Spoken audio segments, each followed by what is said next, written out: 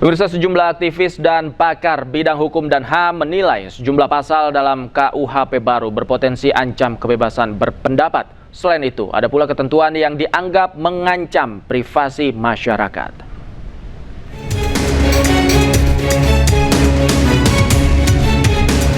Undang-Undang Nomor 1 Tahun 2023 tentang Kitab Undang-Undang Hukum Pidana berlaku efektif mulai Jumat 2 Januari 2026. Pemberlakuan ini tepat 3 tahun sejak diundangkan pada 2023 lalu. Sejumlah pakar serta aktivis bidang hukum dan HAM menilai sejumlah pasal berpotensi mengancam kebebasan berpendapat dan mengancam privasi. Di antaranya pasal 218 KUHP tentang penghinaan presiden dan wakil presiden. Pasal ini merupakan delik aduan, yakni terduga pelaku bisa diproses hukum jika ada aduan langsung dari presiden atau wakil presiden. Ancamannya paling lama 3 tahun penjara. Kemudian pasal 240 KUHP tentang penghinaan lembaga negara. Setiap orang di muka umum yang menghina pemerintahan yang sah dan berakibat kerusuhan bisa terancam hukuman maksimal 3 tahun penjara.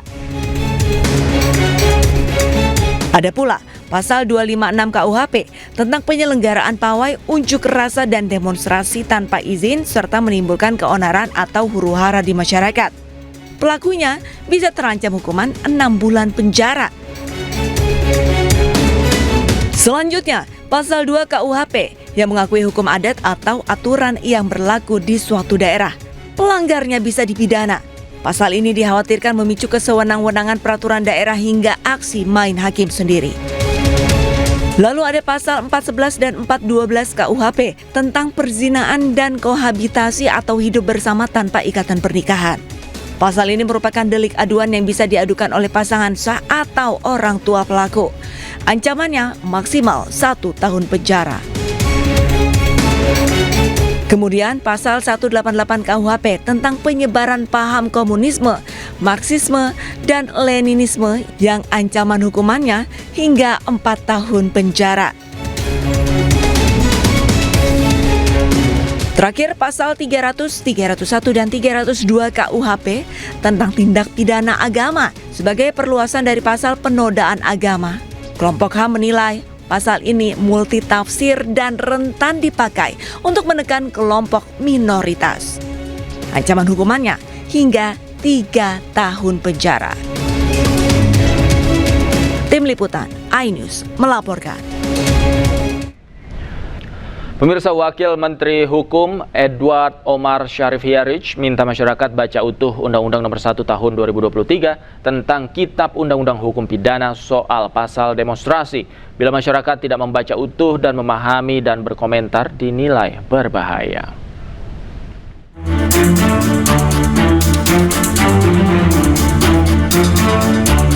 Wakil Menteri Hukum Edward Omar Syarif mengatakan berdasarkan KUHP baru, demonstran tidak perlu membuat izin untuk mengadakan demonstrasi, unjuk rasa, atau pawai. Namun harus tetap memberitahukan rencana kegiatan tersebut kepada aparat penegak hukum. Ia menjelaskan bila masyarakat telah memberitahukan rencana demonstrasi tersebut dan terjadi huru-hara, maka demonstran tidak akan dipidana oleh aparat penegak hukum. Kemudian bila masyarakat yang berdemo tidak melaporkan rencana demonstrasi dan tidak terjadi apa-apa atau keonaran, maka demonstran tetap tidak akan dipidana. Wamenkum meminta masyarakat harus membaca secara utuh Undang-Undang Nomor 1 Tahun 2023 tentang Kitab Undang-Undang Hukum Pidana soal pasal mengenai demonstrasi. Jadi pasal itu bahasanya itu adalah diimplikasi, jika dan hanya jika. Jika tidak memberitahu dan menimbulkan keonaran. Cuman yang baca itu kan kadang-kadang tidak baca utuh. Kalau dia baca utuh tidak paham terus komentar. Nah, itu yang bahayanya di situ. Jadi sama sekali pasal itu tidak dimaksudkan untuk menghambat, untuk melarang, untuk membatasi kebebasan berdemonstrasi, kebebasan berbicara, mengeluarkan lisan baik pikiran maupun tulisan, tetapi Mengatur itu sama sekali tidak melarang, tapi memberitahu. Itu adalah esensinya mengapa tidak meminta izin, tapi memberitahu. Jadi cukup yang akan bertanggung jawab atas pawai atau demonstrasi memberitahukan kepada pihak yang berwajib, itu sudah selesai. Artinya dia sudah tidak bisa lagi dijerat dengan pasal itu. Itu maksud mengapa pengaturan mengenai unjuk rasa itu diatur dalam pasal 256 KUHP. Kalau pakai KUHP lama, itu ketua pengadilan negeri dihina, Kapolres dihina itu bisa kena pasal itu. Tetapi pasal yang ada dalam KUHP itu sudah dibatasi. Jadi penghinaan terhadap lembaga negara itu hanya dibatasi 1 presiden wakil presiden, 2 MPR, 3 DPD, 4 DPR, 5 Mahkamah Agung, 6 Mahkamah Konstitusi. Jadi sangat terbatas. Dan itu delik aduan. Delik aduan yang harus mengadukan itu adalah pimpinan lembaga. Apa dasar pemerintah dan DPR membentuk pasal itu?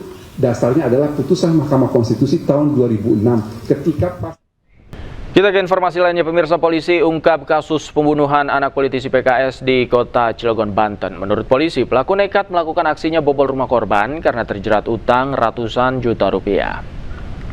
Ada yang jaga di sini satu, kalau itu dimasukin di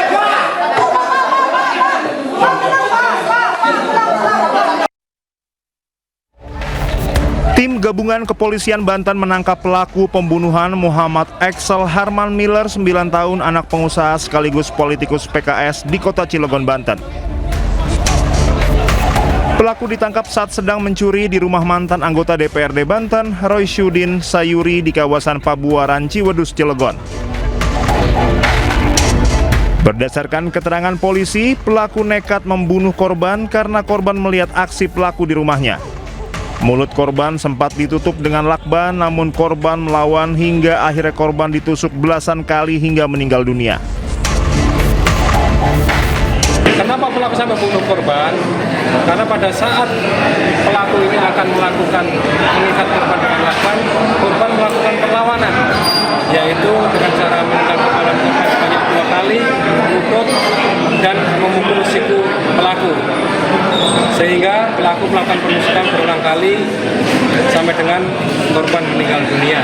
Dan kemudian kami dapat jelaskan juga bahwa pembuktian secara saintifik ini sudah kita buktikan dengan tim gabungan ini, baik dari Polda, Polres maupun pelapor, bahwa pisau yang kita temukan dari pelaku pada saat melakukan percobaan pencurian di rumah mantan anggota Dewan Ciwedus pada tanggal 2, yang mana pisau ini masih tertinggal bercak darah yang hasil pemeriksaan puslapor darah tersebut profil DNA-nya identik dengan DNA milik korban saudara A 9 tahun. Kasus pembunuhan ini terjadi pada Selasa 16 Desember 2025 di rumah korban yang berada di Komplek BBS 3, Kelurahan Ciwaduk, Kota Cilegon, Banten. Ayah korban, Maman Soerman, mendapati korban dalam kondisi tengkurap dengan luka serius serta pendarahan hebat. Kini pelaku dijerat pasal berlapis dengan ancaman hukuman maksimal seumur hidup. Dari Cilegon, Banten, Iskandar Nasution, iNews melaporkan. Polda Banten mengungkap alasan pelaku membunuh anak politisi PKS Banten karena tekanan ekonomi. Pelaku bangkrut akibat investasi kripto dan pinjam uang ratusan juta rupiah kepada bank dan pinjaman online. Jadi untuk motif yang dilakukan oleh pelaku ini adalah motif ekonomi, karena pelaku ini terlilit hutang yang awalnya yang bersangkutan main saham kripto dengan modal bersama dengan tabungan istri senilai 400 juta rupiah. Kemudian setelah berhasil sampai dengan 4 miliar, ini rugi atau kalah, sehingga pelaku ini meminjam duit dari Bank Mandiri 700 juta, dari koperasi 70 juta, dan pinjaman online 50 juta, yang mana total dari 820 juta ini digunakan kembali untuk main kripto dan kalah kembali.